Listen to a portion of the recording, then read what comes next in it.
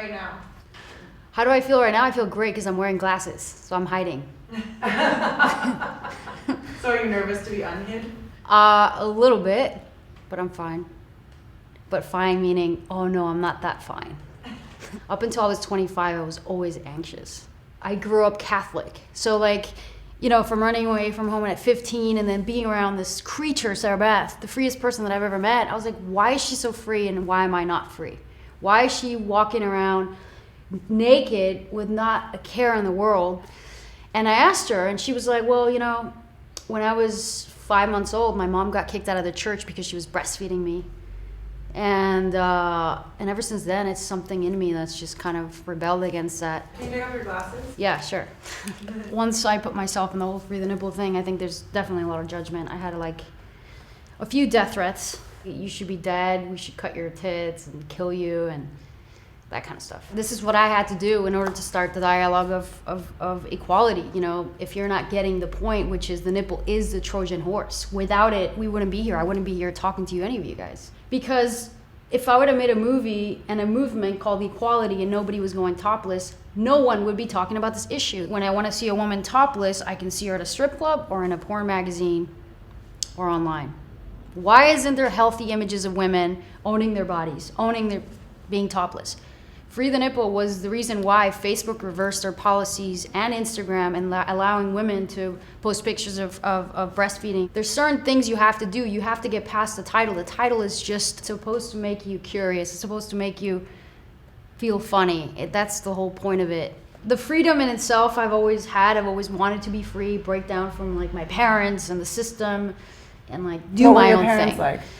Very strict. My dad was really, really strict. I haven't talked to him in 12 years. My mom and I are friends now. She moved here. But when she was with him, she was very strict as well. As I started turning 13, 14, I started gravitating to crazy music, from Slayer to Sepultura to all this crazy shit. And he was all crazy about it in the sense of that is music from the devil. And I was forced to go to church every Sunday, which I hated.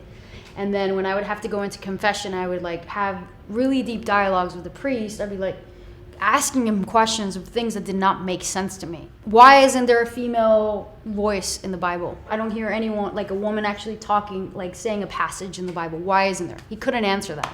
My mom was the first person to be you want to go do your thing? You want to run away and do your thing? Go for it. She supported me without my dad knowing. And then I left when I was 15, and then I never came back. And then I fell into drugs, but not in I just fell into a group of really interesting artists. I think the education of life, the education of being around all these interesting people was something that I had never experienced before, and that's the only thing that I wanted. Did it ever become problematic? Oh yeah, after a while it did, obviously. So how did you get, how did that look? I had to wear a beanie, because I had pulled all my hair up here because I was constantly anxious when I didn't have it. And I lost my drive. What was it? Heroin. How are you surviving, financially?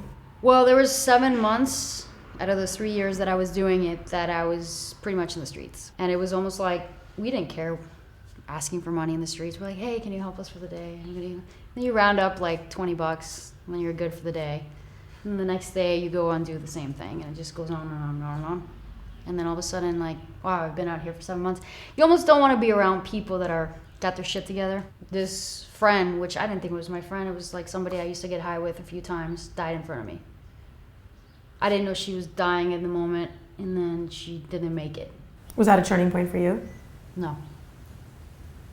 What became the turning point? Not being able to get any of it for almost a day and a half, and having the worst withdrawals ever, and then realizing and having a moment of clarity and realizing how bad I've been. I started looking at my hands, looking at what I was wearing, and I was this is not me.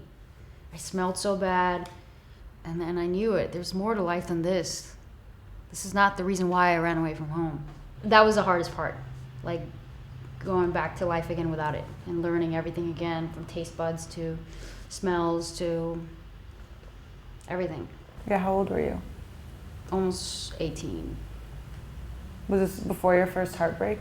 Really? Fuck. Oh my God. I just don't want this person to see this and give them power. Oh. Fucking idiot. You know, fuck it. Who gives a fuck?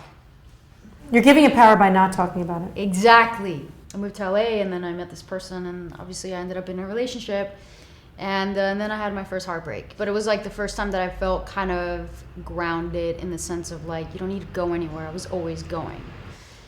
It was like all of a sudden I can rest. I didn't know what it was. It was like, wow, I just feel safe, you know? And then when that safety got taken away, when things just didn't work out, I was like, well, this is the way people are supposed to be feeling. Like when things are going wrong in relationships, you're like, no, we're supposed to be together forever. Even though like 3 months after I realized, I was like, wow, I actually felt the same way. But they used a cheating situation to get themselves out of it. And that for me, betrayal for me is, that's the worst thing anyone can do to me.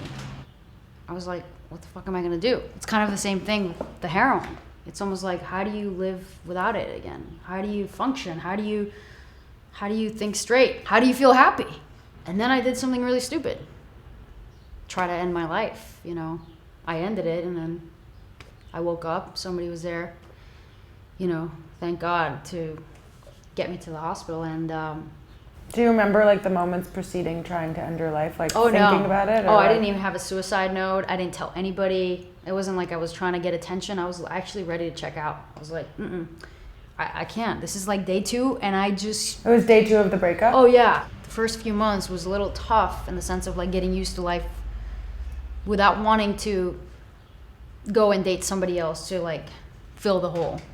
But I think it's so important to be with yourself and not jump from relationship to fill a hole.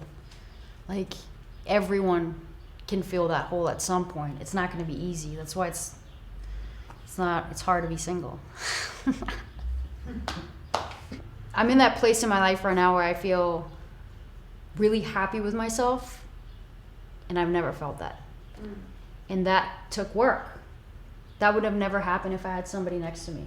After this near-death or death experience, you kind of realized what you were being called upon like to do. I wanted to do something disruptive, and I wanted to do something that was gonna change our course or the way we think. And that's when I came up with Free the Nipple in 2010. My agents fired me.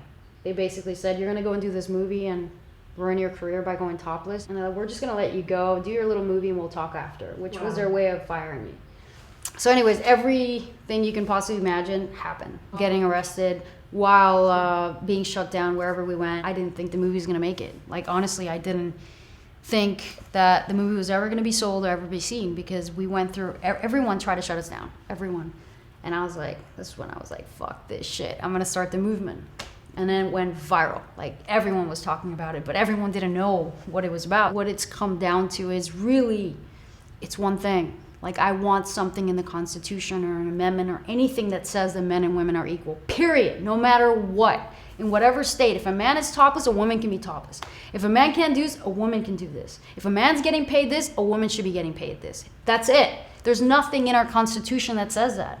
And other countries have that. I think the more I used to judge myself, the more I was afraid people judging me. I think when I was in that constant state in my head when I was way younger is when I was judging myself, because I didn't have any relationship with myself. I didn't really like myself. My self-esteem was really low. But I think it doesn't really matter who judges you when you have a good relationship with yourself, when you have no problem looking at yourself in the mirror and like patting yourself in the back and being like, you know what, you made it pretty far. Like you're right here right now breathing and talking to yourself, and that's really hard to do. Sure. Yeah, shirt or pants. My pants? Fine.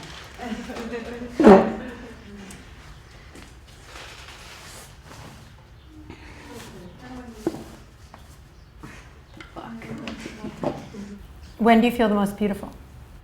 I love talking to passionate people and the people that want to change the world. And when I'm around that energy, I feel beautiful in the sense of you just feel like you're living your highest potential and you feel the happiest, like right now. Shirt? Sure. What's your vision of your most limitless self? Limitless self? What's the vision of my most... Damn, all these questions.